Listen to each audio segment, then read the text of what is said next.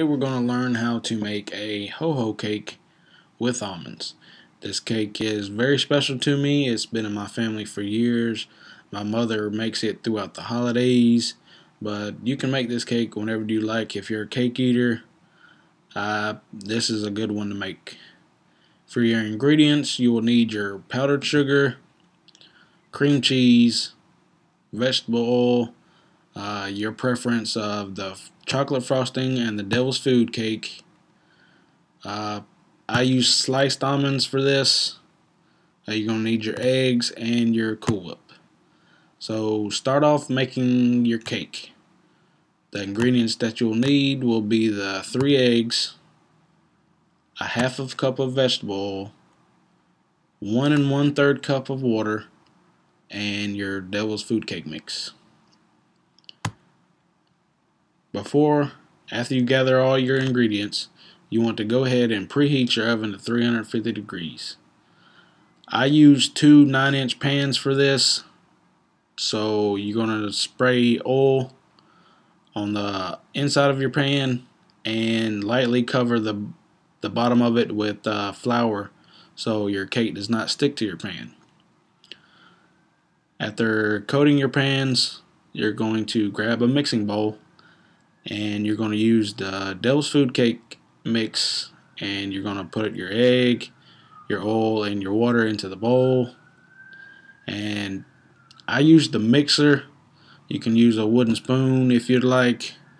The mixer, use it on medium speed for 2 minutes or until the cake batter is moistened and it's got everything mixed and all the bubbles are out of it.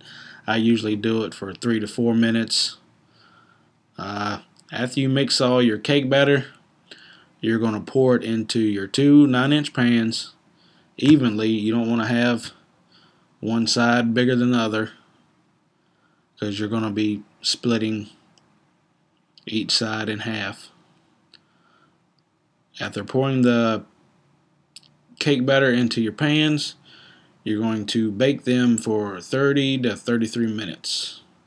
Depending on which type of pan you have, it may be longer or shorter time depending on your oven and how fast it cooks. While that is baking, you want to go ahead and mix up your cream filling, which consists of the powdered sugar, the cream cheese, and the Cool Whip. You want to grab another mixing bowl to mix these ingredients.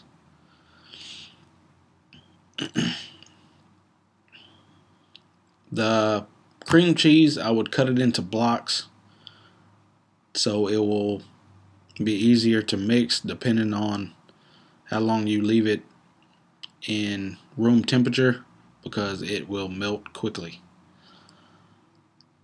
You can use the mixer or the wooden spoon, blend these ingredients for 1 to 2 minutes. After thoroughly blending all the ingredients, I would advise to put it back into the refrigerator because it will melt very quickly. After a while has gone past, you want to check on your cake, make sure it hasn't burned. You can use a toothpick, a knife, or a fork and poke the inside of it to make sure there's not any chocolate still on the inside that hasn't been cooked. After, I would allow the cake to cool before you cut them in half. You're going to take each side out of the pans and you're going to cut each side in half. So you will have 4 halves.